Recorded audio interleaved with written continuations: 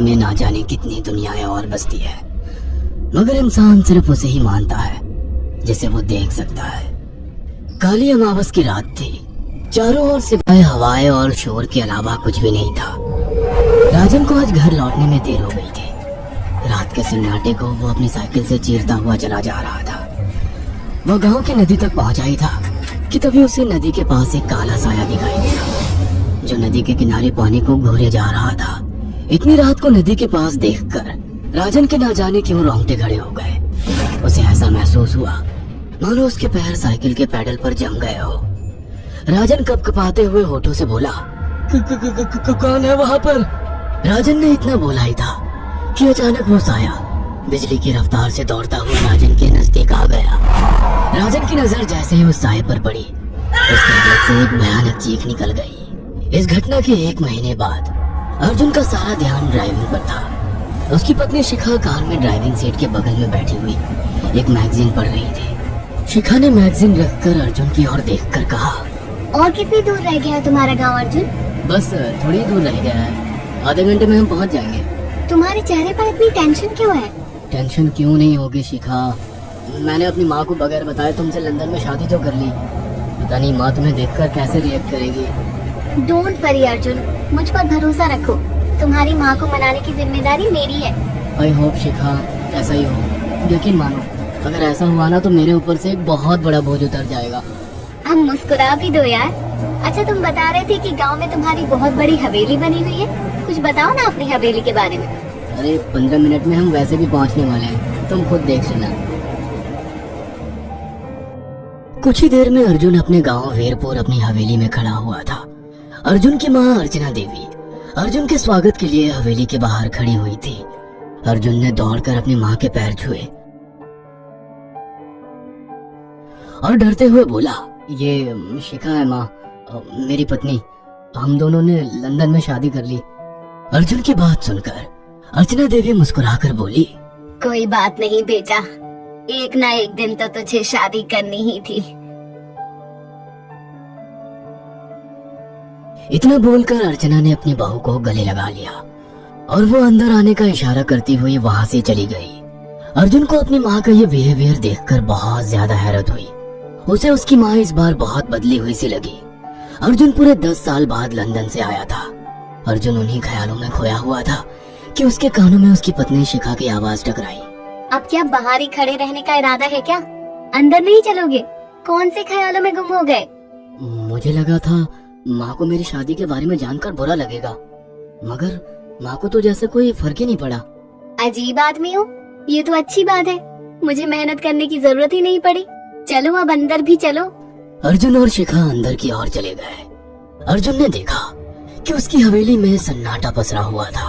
उसे याद था कि उसकी हवेली में बहुत सारे नौकर चाकर हुआ करते थे। डाइनिंग टेबल पर डिनर के दौरान अर्जुन अपनी माँ से जब बोला, वो सुन उसकी पत्नी शिखा और रहस्यमय अंदाज में मुस्कुराकर लगातार देखे जा रही थी। माँ, हवेली के सारे नौकर कहाँ गए? मैंने सबको छुट्टी दे दी बेटा। लेकिन क्यों माँ, तुम्हें तो काम करने में बहुत ज्यादा तकलीफ होती होगी। नहीं बेटा, मुझे कोई तकलीफ नहीं होती। कुछ वक्त से मुझे सुकून और सन्नाटा अच्छा लगता है। अर्जुन इससे पहले अपनी माँ से कुछ कहता कि उसकी माँ ने उसे बोलने से रोक दिया। अर्जुन चुपचाप खाना खाने लगा। खाने के बाद अर्जुन और शिखा बेडरूम में चले गए। अर्जुन बेड पर सोच में लेटा हुआ था कि अचानक शिखा अर्जुन से लिपट गई और वासना का तूफान अपने चरम पर पहुंच गया था। अचानक शिखा को दरवाजे पर 2 लाल लाल आंखें दिखाई दिए। उसे ऐसा लगा जैसे कि कोई उसे देख रहा हो। शिखा ने तुरंत बेड से उठकर अपने कपड़े पहन लिए। क्या हुआ शिखा? अर्जुन, मुझे ऐसा लगा जैसे कोई हम दोनों को देख रहा हो। पागल हो गई हो क्या? हवेली में सन्नाटा पसरा हुआ है, एक भी नौकर चाकर नहीं है। तुम्हें वहम हुआ होगा। तुमने तो सारा मूड खराब कर दिया शिखा, अब सो जाओ। उस रात अर्जुन तो गहरी नींद में सो गया, मगर शिखा की आंखों से नींद कोसों दूर थी। अगली सुबह शिखा जल्दी उठकर किचन की ओर चली गई, मगर उसने देखा कि उसकी सास अर्चना नाश्ता तैयार कर चुकी थी। माँ, आपने तकलीफ क्यों की? मुझे बुला लेती आप। शिखा की बात सुनकर उसकी सास अजीब से अंदाज में शिखा की ओर देखने लगी। उनके देखने के अंदाज में पता नहीं ऐसा क्या था कि शिखा को अपने रोंगटे खड़े होते हुए महसूस हुए। अर्चना धीरे धीरे करीब कदमों से शिखा के करीब आकर बोली, कोई बात नहीं बेटी, तुम्हें अब यहीं रहना है। तुम सिर्फ मेरे बेटे के साथ प्यार से रहो और जल्दी से मुझे एक पोता दे दो। काम की चिंता मत करो, वो सब मैं कर लूंगी। कुछ ही दिनों के बाद अर्चना गर्भवती हो गई।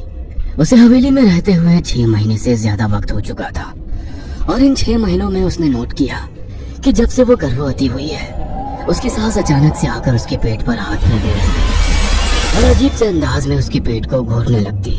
शिखा ने तंग आकर अर्जुन से कहा, अर्जुन, मुझे तुम्हारी माँ का बिहेवियर बड़ा अजीब लगता है। तुम्हारी माँ जब देखो मेरे पेट पर आकर हाथ फेरती रहती है। अरे माँ को अपने पोते के आने का बेसब्री से इंतजार है शिखा, इसमें अजीब लगने वाली क्या बात है? मैं तुम्हें कैसे समझाऊं? मैंने माँ की आंखों में एक अजीब सी चमक देखी है। कैसी चमक? शिखा के मुंह से अचानक से एक अल्फाज निकल गया, जैसे किसी डायन की आंखों में होती है। शिखा की बात सुनकर अर्जुन का गुस्सा 7वें आसमान पर पहुंच गया। वह गुस्से से चीखते हुए बोला, खबरदार शिखा, आगे एक शब्द मेरी माँ के खिलाफ मत निकालना, नहीं तो मुझसे बुरा कोई नहीं होगा। तुम्हें शर्म आनी चाहिए शिखा। जब से तुम यहाँ पर आई हो तब से मेरी माँ तुम्हारी कितनी चिंता करती है। वह तुम्हें समय से खुद नाश्ता बनाकर देती है, खाना देती है, यहाँ तक कि हवेली की साफ सफाई भी वो अकेली करती है। क्या बोलूं अब तुमसे, शर्म आती है मुझे तुम्हें अपनी पत्नी कहते हुए। इतना कहकर अर्जुन गुस्से से कमरे से निकल गया। शिखा अर्जुन से बहुत कुछ कहना चाहती थी मगर कह नहीं पाई। उसने महसूस किया था कि चाहे कितने भी तेज आंधी और तूफान आए मगर हवेली के अंदर धूल की एक परत तक नहीं जमती थी और दिन ब दिन अर्चना के चेहरे की झुर्रियां कम होती जा रही थी। ऐसा लगता था मानो वो जवान हो रही हो। शिखा के अब 9 महीने कंप्लीट हो चुके थे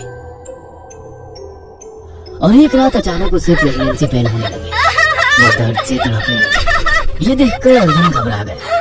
वो दौड़ा दौड़ा माँ को बुलाकर लाया और बोला, माँ, हमें तुरंत शिखा को किसी अच्छे हॉस्पिटल में एडमिट कराना होगा। अर्जुन ने देखा कि उसकी माँ ने उसकी बात को सुना ही नहीं। वो तो बस शिखा के गर्भ की ओर आंखें फाड़ फाड़ कर देखी जा रही थी। अर्जुन एक बार चिल्लाकर कहा, माँ, हमें शिखा को इसी वक्त हॉस्पिटल में एडमिट कराना होगा। नहीं, शिखा की डिलीवरी हॉस्पिटल में नहीं, इसी हवेली में होगी। लेकिन इस हवेली में आपके और मेरे अलावा कोई नहीं है। तभी शिखा दर्द से तड़पने लगी। अर्चना ने अपने बेटे को धक्के देकर कमरे से बाहर निकाल दिया और दरवाजा बंद कर लिया। अर्जुन हक्का बक्का रह गया। अर्जुन दौड़ता हुआ गांव की ओर गया। उसने देखा कि गांव में एक पेड़ के नीचे गांव के सभी बुजुर्ग इकट्ठे थे। उनके हाथों में जलती हुई मशालें थी। अर्जुन उनके पास पहुंच गया और बोला, मेरी मदद कीजिए, मेरी बीवी को प्रेगनेंसी दर्द हो रहे हैं, आप प्लीज किसी दाई को बुला लीजिए, जितना पैसा चाहिए देने को मैं तैयार हूँ। तभी उसके कानों में गांव के सरपंच की आवाज टकराई, बेवकूफ लड़के, तो अपनी बीवी को एक डायन के यहाँ पर मरने के लिए छोड़ आया। क्या कहना चाहते हैं आप जानते हैं आप क्या कह रहे हैं? वही जो तू सुन रहा है, तेरी माँ एक डायन है। इन गांव वालों के हाथों में जो मशाले देख रहा है ना, हम तेरी ही हवेली में आग लगाने जा रहे थे। तेरी माँ ने इस गांव में ना जाने कितने नौजवानों को मार कर खाया है। तेरी माँ एक डायन है। लगता है आपका दिमाग खराब हो गया है। आप जानते भी हैं मैं कौन हूँ? हाँ, मैं जानता हूँ। तो ठाकुर धीरेन्द्र प्रताप का बेटा है। तेरे पिता को शक हो गया था कि तेरी माँ एक डायन है, इसीलिए उन्होंने तुझे हमेशा उससे दूर रखा। पहले तेरी माँ ने तेरे पिता को मारा और धीरे धीरे करके वह हवेली के सारे नौकरों को मार कर खा गई और फिर गांव वालों को भी मारने लगी। और अब तो तेरे होने वाले बच्चे को खाएगी, क्योंकि डायन को नवजात शिशु का मांस खाना बहुत पसंद होता है। अगर मेरी बात पर यकीन नहीं है तो चलकर मेरे साथ तो खुद अपनी आंखों से देख ले। इतना कहकर सरपंच अर्जुन को लेकर हवेली की ओर चल पड़ा। उसके पीछे कई लोग थे जो जलती मशाले पकड़े हुए थे। हवेली के अंदर घुसकर उन्होंने उस कमरे के दरवाजे को तोड़ दिया जहाँ पर शिखा थी। कमरे का मंजर देखकर अर्जुन के रोंगटे खड़े हो गए। उसने देखा कि उसकी माँ एक बेहद भयानक रूप में उसके बच्चे का मांस खा रही थी और उसकी पत्नी शिखा फर्श पर मरी हुई पड़ी थी और पूरा फर्श खून से लाल था। अर्जुन को अपनी आंखों पर यकीन नहीं आ रहा था कि तभी उसकी नींद उसके ऊपर झपटी। सरपंच ने चीखकर कहा, अरे इस डायन को आग लगा दो, जिंदा जला दो इसे और साथ ही इस हवेली को भी। सभी लोगों ने जलती हुई मशालें डायन के ऊपर फेंक दी। देखते ही देखते डायन दर्द से चीखने और चिल्लाने लगी और कुछ ही देर में वो जलकर राख हो गई। हवेली में आग लगते ही सभी लोग अर्जुन को खींचकर बाहर ले आए। अगले दिन अर्जुन अपनी पत्नी की यादें साथ लेकर आंखों में आंसू लिए दोबारा लंदन वापस चला गया।